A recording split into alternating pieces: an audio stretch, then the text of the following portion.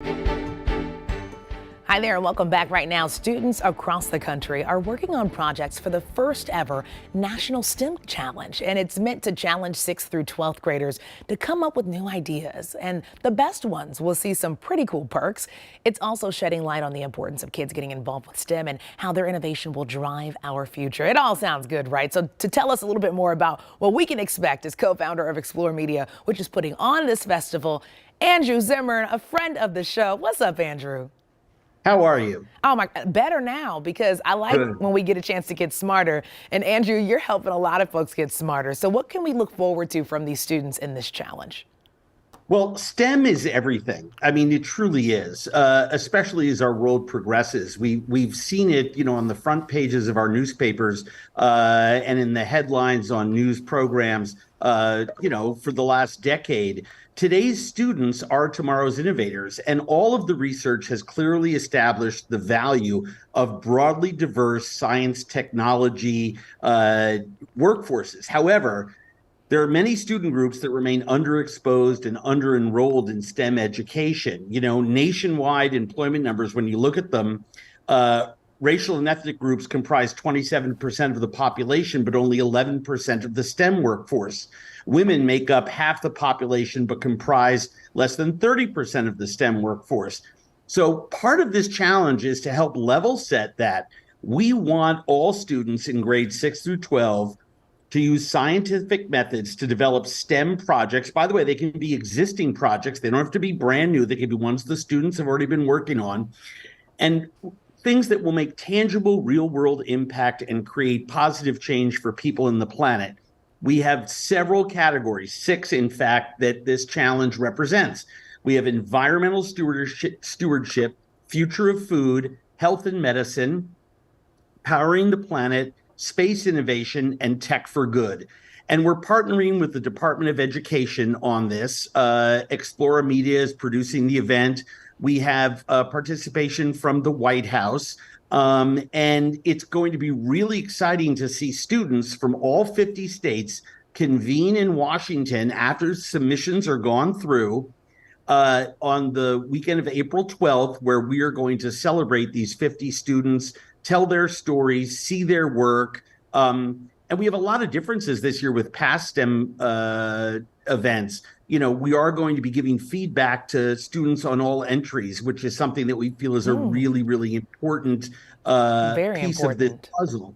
And we're going to be celebrating the students in these projects. Right now, Minnesota is trying to catch up with Wisconsin. I mean, I'm trying to promote our great state here. With companies like 3M and Medtronic, we know Minnesota is home to some of the most innovative minds in the country. So we want to celebrate that. So we're looking for Minnesotans grades 6 through 12 to submit to nationalstemchallenge.com to try to join us in Washington on April 12th. Which I'm sure that they are listening right now. They're like, ooh, this sounds fun. Let me ask you this, because there's probably a lot of parents watching right now.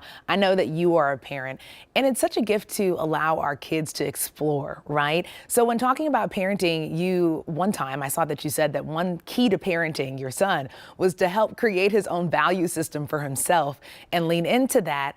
It sounds like this is something that can help a lot of parents encourage their kids to do the same thing. Would you say? Well, you hit the nail on the head, and that is our job of parents. It's not to say yes, no. It's not to be punitive. And we've learned from the greatest minds in child psych and behavioral systems these days that it's also not to be the biggest cheerleader. It's to help them develop a healthy value system for themselves. And when it comes to STEM topics, I mean, I'm one of the STEM ambassadors for the future of food category, right? I can't think of a better thing for students than to challenge them to research, design, and propose practical ideas that address equitable and sustainable practice issues surrounding food production, distribution, and consumption. You just said one of my favorite words, my friend, equity. Well, if a student, here's the great thing, and where it comes back to that really smart question you asked me, students should consider factors like climate change, population growth, resource scarcity, food scarcity, et cetera.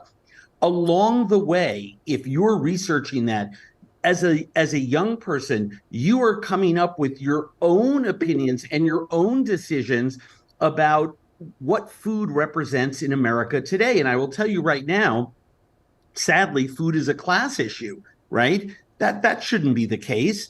We shouldn't have hungry children in America. We shouldn't be tilling vegetables under the soil in California while at the same time we have hunger going on in this country simply because we don't have enough of immigration reform to allow for people to freely come across the borders and harvest food. So there are real life practical applications in STEM categories for students to identify pieces of a value system for themselves, whether it relates to the environment, food, health, medicine, energy, space innovation, and tech for good under those categories. I think you hit the nail on the head.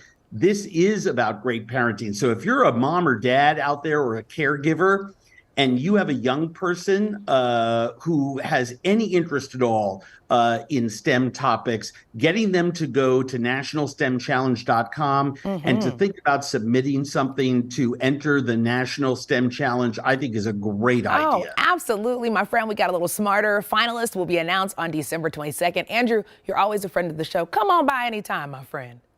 Appreciate you.